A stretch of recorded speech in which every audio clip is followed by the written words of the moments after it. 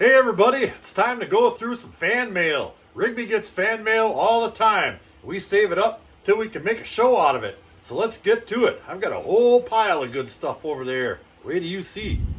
Yeah, everybody around here is all excited to check the mail. Isn't that right? Well, Rex Aroni over there, he's bumped. All right, Rigby, let's open up your mail. Yeah, he's a good boy. And our first package comes from Missouri. That's way over that away. And it comes from Mama Bird, the classy classifier, GP, the gentleman prospector, and we got Miller Outdoors, old Carl. I got a couple of his stickers sitting here. Pretty cool. So they sent the letter right here. Let's give it a read. We hope this package finds you and yours healthy, doing well. Enclosed, you'll find a little something for Mrs. Wizard that Mama Bird wanted her to have. Note enclosed. Also, there's a very special custom-made Damascus steel knife and sheath made by Carl Miller for Miller Outdoors. It has over 800 folds, and we wanted you to have it. He wanted you to have it. Plus a few things for the boys. LOL. Stay golden, my friend. GP Ken and Mama Bird. Pretty darn cool. So, let's do a little rundown here. They sent me some beef sticks, 100% grass-fed Archer beef sticks. And I will admit, I opened one up already. They're pretty darn good. Sent me a little patch. Let's see. Not bad. I like it. Thank you. They sent the boys some chicken jerky, premium dog treats. Absolutely fantastic. I got a Gold Kingdom membership right here. A card with my name on it right there. It's got some numbers on the back. Pretty cool. And they sent me, let's see, some coconut castaway light grit coconut shred soap. Dr. Squatch. Well, that's pretty darn cool too. And along with that, Carl Miller made this Damascus knife right here. Look at the banding on that baby right there. It's really well made. That handle is really good and stiff on there. That's never going to come loose. And I've got a couple of Damascus knives now, and that one is fantastic. Thank you very much, sir. And a while back, he made me this right here. It's a miniature little suction tube right there. I haven't used it out in the field yet, but I will. I'm still working on finding a spot to get that thing activated. But thank you again. That is very, very cool. And they sent along some rocks right here, some crystal samples. Look at there. Check out the bottom, all dirty and nasty looking, all vuggy. But that top is to die for. Very, very cool. And here's another smaller sample right here where the crystals are just starting to get formed. Really very cool stuff right there. And a little piece of something blue. I like it. I'm not even going to guess what that is. Not even going to guess. They also sent me some crinoids and a little lace agate right here. There's the crinoids right there. Let me see if I can zoom in on them. Oh, yeah. Very cool. And here's that little lace agate right here, I do believe. It's not very agate-y compared to the agates I'm used to getting out of Lake Superior, but I'll take your word for it. Thank you very much. And somebody made this right here. It's a rock of some sort or another, all polished up, and looks like it's got some shellac on there. And they decorated it with some copper wires, all made up like a tree. And got some little beads and little gems and whatnot on there. Very cool. And this stuff here was sent by Joe and Lisa Weiss. Or Weiss Priority Prospecting. Hope I didn't slaughter that. And for the coup de grace, they sent me a new hat. Winter's coming. Let's try it on. I love it. Cobbles, guys, and thank you very much. Oh, yeah. I got this little sluice from Sunny Rico. The world's tiniest operating sluice right here. Let's stick it in a little bit of water. And I've got a USB thing here. Plug it in. Look at that. It works. Now, Sonny's my buddy out in Washington State. He runs Evergreen Prospectors. He's been around a long time. Thank you, sir. I appreciate you. I've also got some company stock in the mail and Pabst Blue Ribbon. Got that from my main man, Ferd Burfel, out in New York. Thank you, sir. That is awesome right there. Take a look at that. I've never seen one of them before. That's going right next to my Lake Superior Mining Company stock. Ooh-wee. Now that's a double fecta right there. Thank you, Ferd and family, for all the apples and all the goodies you always send us each fall. And thank you for that stock right there. You're the man. And Rigby also got in the mail a little something from Ryan up in Rhinelander. He owns Country Tires. It's an awesome Pabst Blue Ribbon sign. Country Tires, the best place in town to take a leak. Thank you, buddy. Thank you very much up in the Northwoods. Yeah, eh? Now I saved this one for last just because we might have a little bit of panning to do. I got this from the 70-year-old prospector. Listed below is a checklist to build a pay dirt bag. 2 pounds of concentrates consisting of gold, gravels, black sand, magnetics, cobbles for Mr. Wizard, a.k.a. me, and shiny stones for Mrs. Wizard, a.k.a. Mom. Thank you, Rigby. He also sent some homemade beef jerky, and we're going to definitely tear into that soon. So, this here pay dirt bag, as you can see, has a guarantee on it of 0.000001 grams. That's exciting. Let's get into it. Who's excited? Who is it? Who is excited? All right, we've got that bag all cut open, and it's really good and dry. I was hoping it would be good and dry. If you could take a little look in there, take a little sniff. Smells just like Michigan. And I do see some polished rocks and whatnot. So I've got a 30 mesh classifier set up right here. We're going to classify this stuff out. Just like that. I can see lots of black sand in there too. Anything larger than 30 mesh, we shouldn't have any problems panning out whatsoever. So let me get a bunch of this stuff classified. We'll take a look at the larger material. And it looks like we're going to have some pretty fantastic stuff in there. All right, give me just a minute. All right, now that we've got it all classified, we can take a little meander around here in this larger material right here. Now that letter said he sent me some cobbles, and I was a little confused. There weren't any cobbles in that there box. But in this bigger material right here, he wasn't lying. Right there is the world's smallest cobble. Oh, how awesome is that? Now, when I was gandering at that right there, I noticed some larger pieces of gold too, like that one right there.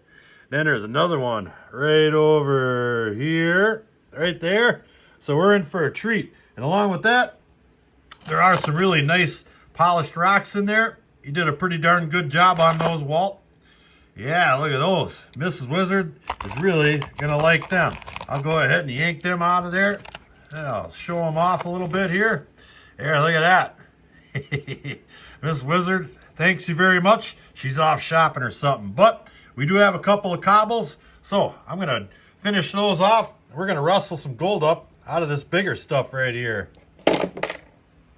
That's a pretty good spot for them. Mm-hmm. All right, let's check for magnetics. Yeah, there are a few magnetics in there, some larger bits for sure. Not a plethora, but there are some nonetheless. So we'll yank those out of there, and we'll do a little bit of panning. And TV magic, all the magnetics are out.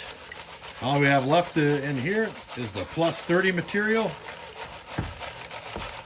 And we'll just go ahead and take some of that lighter material off. And there is a decent amount of lighter material. I'm not worried about losing any gold in this size right here. We've panned before. There we go. Just like that. Now the amount of black sand I saw in that smaller material, that might slow us down a little bit. But pretty confident we'll be okay with this right here. Now I did see a glimmer of gold right there. So let me go ahead and pull what I have left back. And it looks like we're going to have slightly more than 0.000001 grams of gold all day. There it is right there. Those are some pretty nice looking pieces right there for sure. Awesome. All right, let's see if we can't remove some magnetics from the smaller material right here. And take a little gander.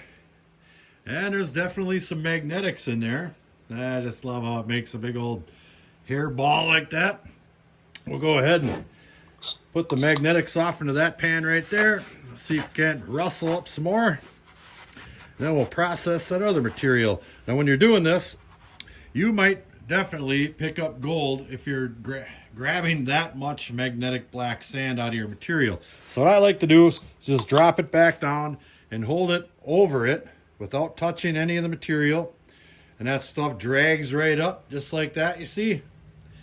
And should most definitely be gold free. But we'll save it in this here container just in case. And I'll go ahead and repeat that process a couple of times. And there are quite a few, that's for sure. We'll drop it, hover it over, pick it back up, and we should be good. All right, let me get the rest of that out of there, and we'll process whatever's left. That's a lot. Whoa, settle down, jeez. Here's our magnetics. We're just gonna go ahead and pan that just to see if we lost any gold in it. Now there isn't a whole lot of material right there, but it's material we don't have to go through in the main body of the gold bearing material. So that's probably close enough. I'll be able to get any gold in there down to the corner through that small pile. And if there's a couple of flakes in there, well, then there's a couple of flakes in there and we're gonna get them. Just like that. This stuff is pretty darn large grained too, and it makes it just a little bit easier to pan than that real small silty black sand that we get at the beach. And typically you're going to run into a lot more of that in your sluice once you've been running all day, because it just collects the heaviest of the heavy, the gold and the super small black, almost gray black sand poison. And we've got that down, and I don't even see one little micro dot in there. So I think we're good. I'll go ahead and I'll wash that on out. Just like that. And we'll take small samples, small little portions of this stuff right here, about like that or so. And we'll just pan them out. Just like this. I don't mind doing a little panning here and there. I know you guys don't mind it. But we play with all our toys. I've got a micro sluice I could probably run this stuff over. But we don't have a whole lot going on today. We went hiking and gonna sit back and crush down a few cobbles. Do some panning. There we go. There I can see, I don't know if you guys noticed or not, but there's like a red tinge to it. That is garnet sand.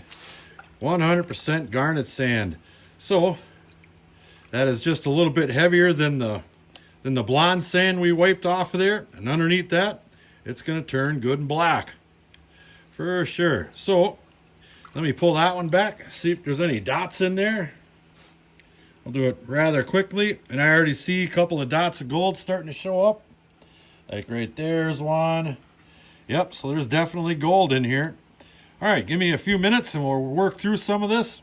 Hopefully we have something awesome to see at the end. There's a nice little flake. Yeah. All right, slight change of plans. After the second little batch, I found out that that stuff is mostly small black sand. And that was taking forever to pan through it. But I happen to have a tool that I invented just for this exact material right here. It's my little mini cleanup sluice. So I've got that stuff in a bowl, all good and watered down. Got a bunch of jet dry in there, and we're gonna run it over my sluice. Let's do it. And off we go. I am catching the tailings and a little bowl down at the end there. And I can tell right away that that isn't turned up enough. So I'll just turn up my speed controller a little bit. You always want to start out a little slow.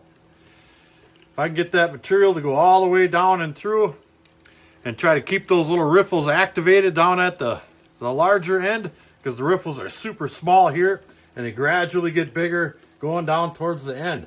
So I'll get 2 or 3 little scoops on there. And as long as I see the material dancing around just a little bit down in this end here, we're good to go. It's going to catch it. So let's catch it. Now while I'm sitting here sluicing that material, it just occurred to me that Squatch soap that Mama Bird and GP sent, well, it's going to be sitting around a little while. Today is November 1st, the start of No Shower November. And we do that to support all the YouTube prospectors out there in TV land. So don't forget to show your support. No Shower November.